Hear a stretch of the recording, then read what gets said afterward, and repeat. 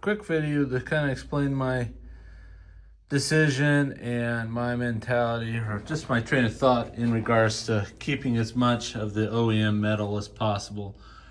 For one, I think if you can maintain the OEM metal to the best of your ability, it turns out better in the end. Here's kind of an example. I'll move this pan out of the way. This floor, it just has a little bit of surface rust right here. On the bottom side, it is perfectly clean. There's no pitting, nothing. I just sprayed a tiny bit of phosphoric acid on this and it died immediately, the rust. And so the floor is actually in pretty decent shape, but you can see there's some holes right here. That's very common in this area. It gets kind of trapped up from getting kicked up from rocks and dirt and everything up in there, and this kind of rots out. I was thinking that this truck was pretty much rust free, but unfortunately found some rust here.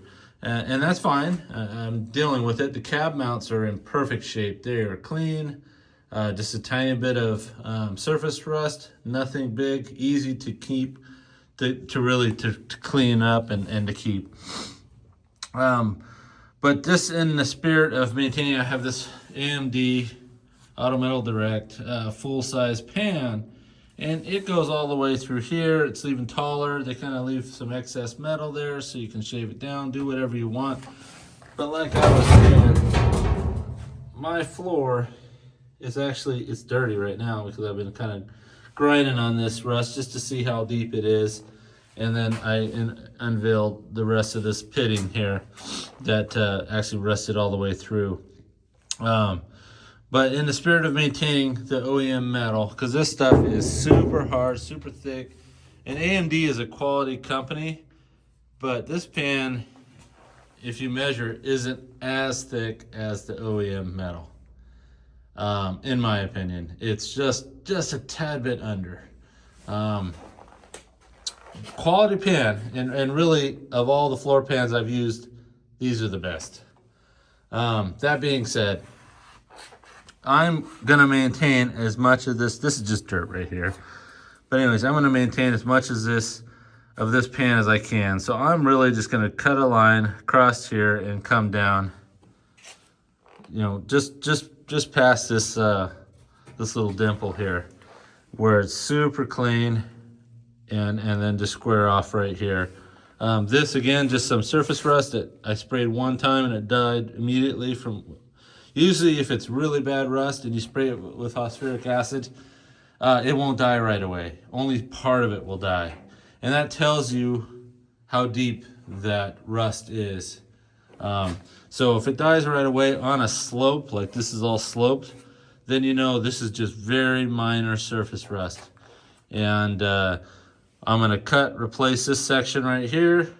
And when I'm done welding that in, I will seal it.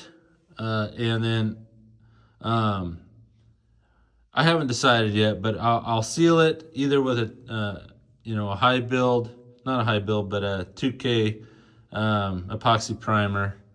I'll either do that or I will just clean it all up. And especially these areas where there's white, where I've killed the rust all through there and that little spot right there. That's actually just dirt right there in the corner. Anyways, I will just put some Pour 15 down, which is essentially a rust encapsulator. But you got to kill the rust first. Otherwise, it's just going to continue to grow.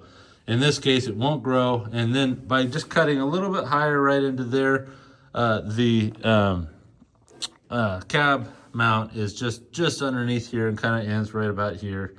So anyways, I'm gonna get a good idea of what we got going on down there when I just cut this little section out, and if everything looks really clean, that's all I'm gonna replace with this AMD panel. Now again, this is extremely close in gauge. I'm guessing this is millimeter versus SAE or OEM specs, mil specs, but anyways, this is my train of thought. The driver's side has a little bit more rust right here, but not right here. So I'm going to probably end up replacing the majority of the pan just because some of the structural piece right here is kind of rotten. Just a couple holes, but right here it's a lot cleaner. And it's hard to see over there, but anyways. Just want to touch base, give you my train of thought. This is the 1970 old blue build that I showed you guys before. I've got all the doors kind of gutted. Got all these mirror holes welded up, and this up on top, up down here. It originally had junior West Coast mirrors, and for whatever reason, the gentleman decided to put some aftermarket West Coast mirrors in. And instead of utilizing the OEM bracket holes, he moved it. So I ended up welding up 7 holes in total. And they welded up really nice, no big deal. But it's just, why mess with the OEM metal? And even if the aftermarket brackets had different holes, it's easier to match the holes that you already have. Just drill a new hole into one of the bracket, and then so you'd have 3 holes in the aftermarket bracket versus drilling into the new to the OEM metal with a new hole. Just match what you got. I didn't understand that. As far as size goes, they fit just fine. So I didn't understand what the mentality was. And then at one time, someone decided to use the small chrome mirrors that were found on a lot of the F100s. It just had the 2 holes here on the side. They had drilled 3 holes for that. Again, I don't know why. The truck's a 1970 and it's now 2026. So there's a lot that has happened over the last 50 plus years, 56 years essentially. So dash pad's going to come out as well. I got all the glass out. Just wanted to make sure everything's nice and clean, and everything is. Just a little dirt. I haven't cleaned it up, but I just pulled the glass out. I got the cab corner repaired and replaced. Got a little bit of high build primer on it right now. I need to put one more coat on and then just do some feather sanding to get this done, and then this cab corner will be done sometime this week. My plan is to get all the OEM suspension system out. As you know, as I've stated in the previous videos, this is going to be a QA1 full suspension system, coil over in the rear, A-arm setup that they have for the F100s for the front. And this thing is going to be a sweet build when it's all said and done. I really haven't touched the front other than just checking, cab mounts and everything. And these things are nice and solid. They just got a little bit of surface rust. The tip, I don't know what they spray on this from the OEM, but I'm going to remove all that, get all this old seam sealer out above the windshield, above here, and get this cab gutted and ready to spray. I'm going to keep it grabber blue, kind of keep it with the stock colors, but it does need a little love. Someone repainted it, didn't do it right.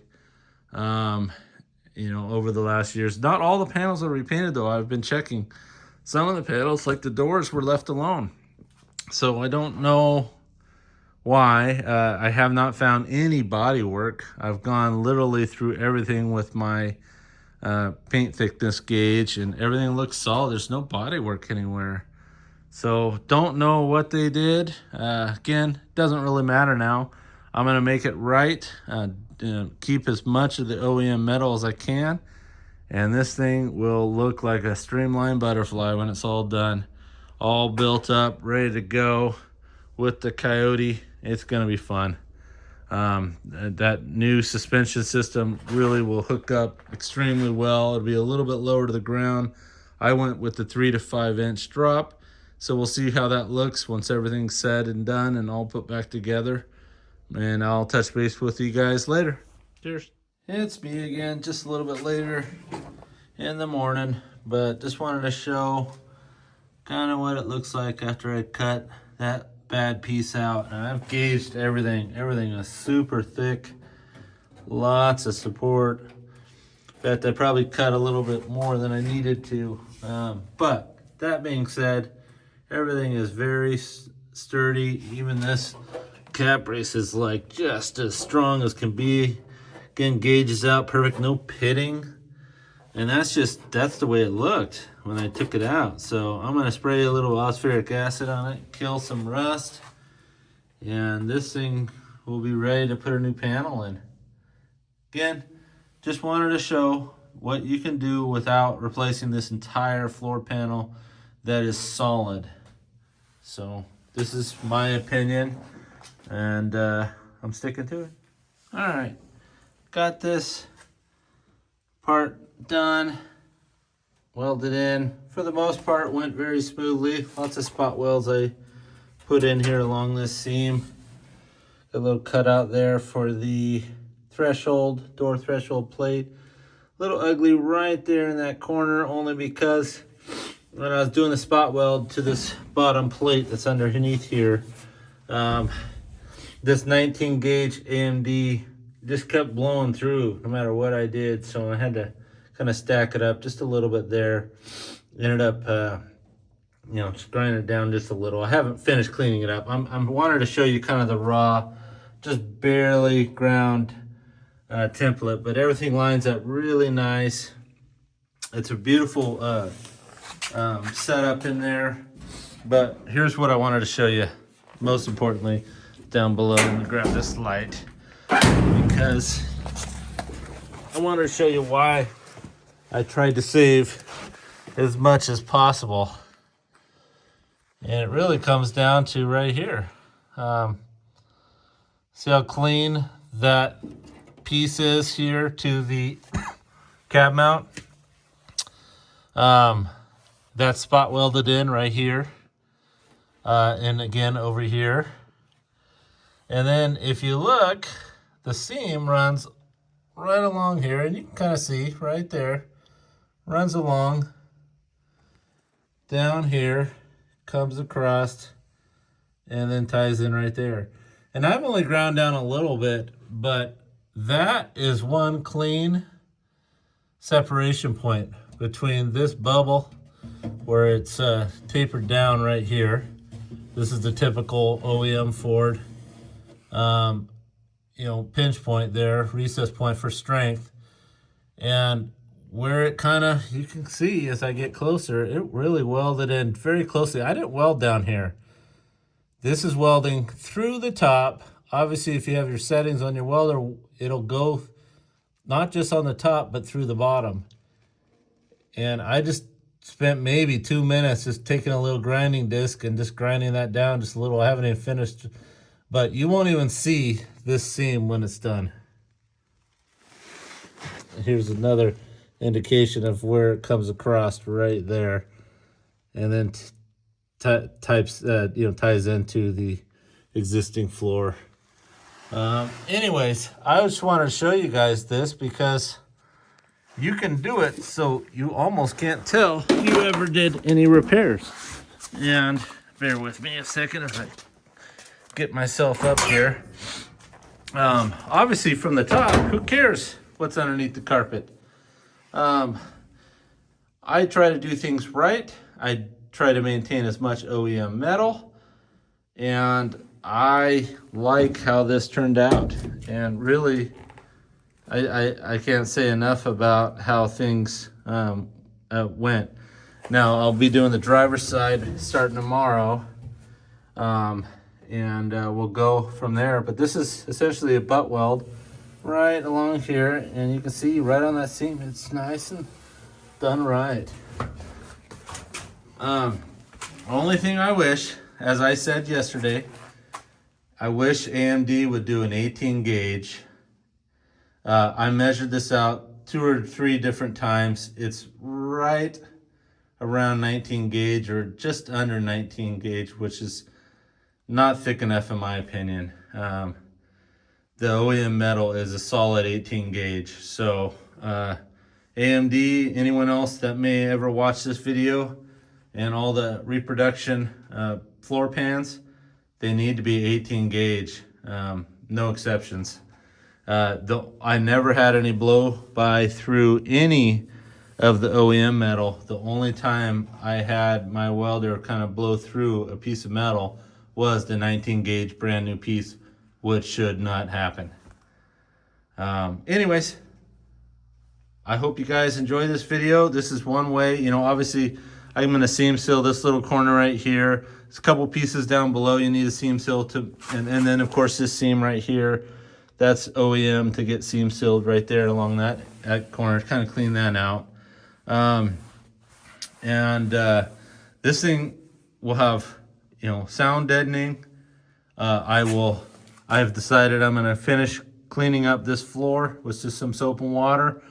Make sure the surface rust is all gone and dead, and I'm going to spray some Pour 15 on it. And then this will be ready for sound deadening and then carpet. Once I finish painting the cab, of course. But tomorrow, moving on to the driver's side floor pan, which is going to be a bigger section. It's essentially going to come across the same point as this, but it's going to come across and cut down the second strength recess right here, the second one, and then follow that line back to that corner.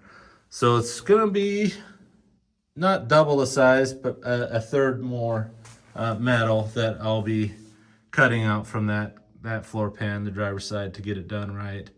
I considered doing the whole pan, but again, the OEM metal's in solid shape and really nice, and I like that 18 gauge, so I'm going to stick with it. So hope you guys enjoyed. All right, want to touch base again. It's been probably a couple of weeks since I did the flooring that I showed you all right there. I have not finished the driver's side. In fact, I haven't even started it due to just weather, rain, and I need to pull this truck out and flip it around and then bring it back in order to do that. And so this hasn't fallen into place. I did finish all the other rust repair that needs to be done, including the seat support that's under there on the driver's side. That was rotten. Anyways, I've been doing all the QA1 rear suspension work. I've drilled all the holes. I have mocked everything up, bolted it all in place, made sure everything's square and lined up, all the grinding and just, odds and ends that you have to do in order to get that in place, including removing the carrier bearing that goes for the drive shaft that's stock that goes underneath that emergency brake cable right there. I pulled that out since this is a short bed conversion now. I do not need that. And I'm not a big fan in two-piece drive shafts if you can help it. So they have their place, just not, on a high winding truck like I'm going to be running here with the Coyote. Anyways, that being said, this cross member here, which, mounts up here, it's got two separate plates. This plate and that plate are different than this cross member. And that's how you essentially get it into place, because it really does kind of hug the frame tight. Now, in my previous video, and you can see this is offset because that is for the support arm that goes across and mounts to the Ford 9-inch differential on the side.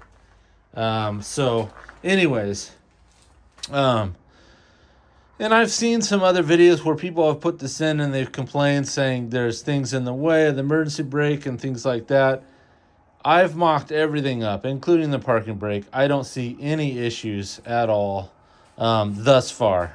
Now, granted, when I put the bed down in place, maybe there could be an issue. There's potential right here where this slot is for the front bed bolt. There is potential of that, this bracket here being a little too close. But I have a plan, and the plan is to There are 3/16 rubber pads that go to this frame that keep the bed off. And I'm going to put those in place, and that is definitely the distance and difference right there between that bolt. And then just to be safe, just to make sure, and you can see this. So QA1 has you take this front rivet, from this front rivet to this front bracket should be 10 inches, and that's what it is. The other thing, QA1 has you do is all the Ford frames, they're flared down right here and kind of have like a gusset that goes across its bent part of the frame, and that keeps the frame strong and whatnot. You have to cut that away in order to put the QA1 kit in. I had these mocked up earlier today. I decided to take them off because everything's been drilled, and now essentially I'm getting ready to grind down this frame and get it coated. But I wanted all the holes drilled and everything mocked up in place before I did that, including this front cross member. Now this thing is kind of a pain to do, I will say, because it's got these plates and these bolts, and you have to kind of get back in here to put them in place. It's not easy, but it works, just the way they say in the instructions. Now, as you know, I used the CPP long bed to short bed frame kit, and I can't believe how well everything lines up with this. So 10 inches from this front rivet to this front plate on this cross member, or the back of this plate of the cross member. This plate goes right to this CPP front bolt that ends, and so this cross member goes all the way to the end of that and stops perfectly and lines up. And then you just drill the holes on the bottom of the cross member. You can see one of the holes right there.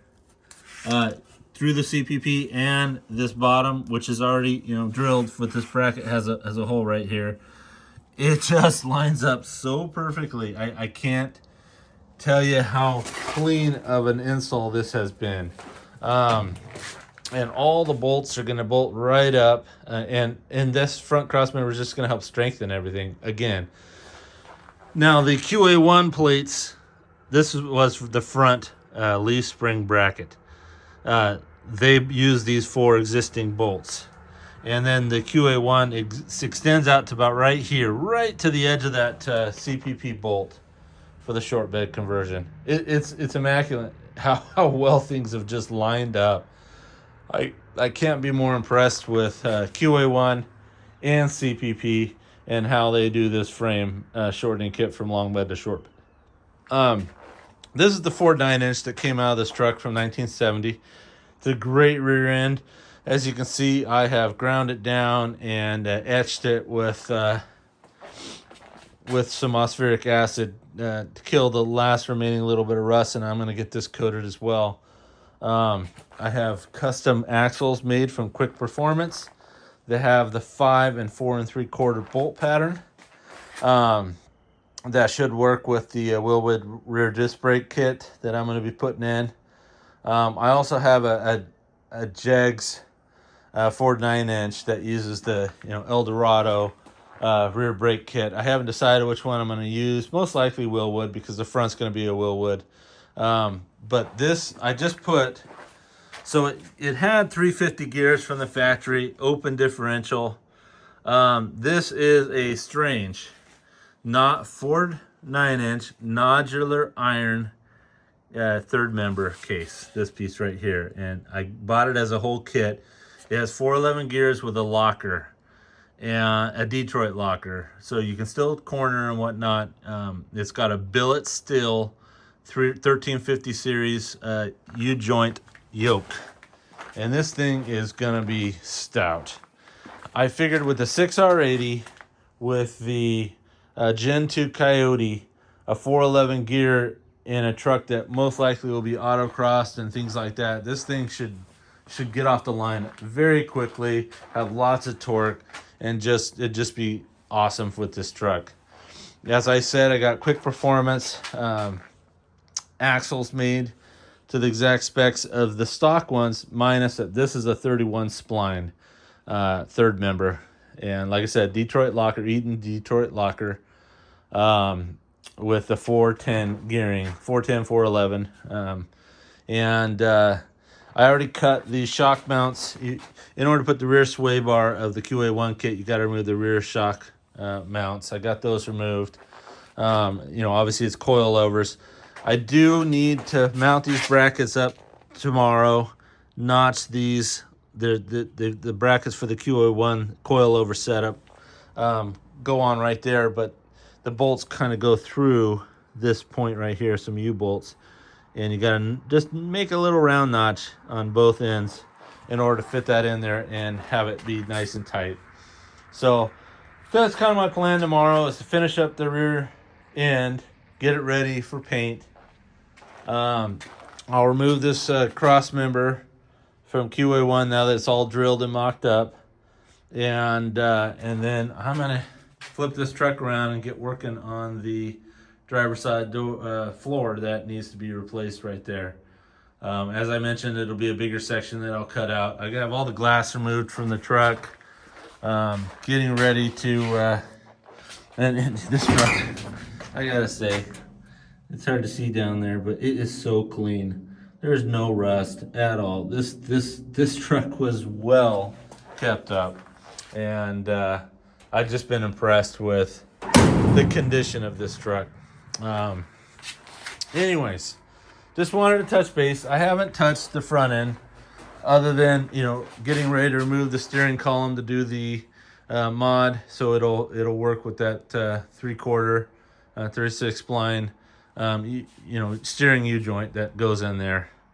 And I got to get these rear brakes removed, and then once the rear end's done and on the tires and the frame's coated, before the frame's coated, I will cut this whole front cross member out, get all the QA1s, and that rear cross member right there needs to get out of there, along with the transmission tunnel one, because it'll have a custom cross member for the 6R80. Anyways, once I cut all this stuff out, I'll mock up the front end, clean up the frame one last time, and coat it. And it's gonna be just spot on. Like I said, I'm pre-drilling all the holes for QA1 so that when the coating's on the frame, this thing will last another 50 plus years. And those inside cab mounts are awesome. They're just got a little bit of surface rust. They're super clean. I blasted them out the other day with some soap and water, and I just need to etch them now, and then I'm going to coat those as well with the Eastwood inner frame zinc coating that you put in.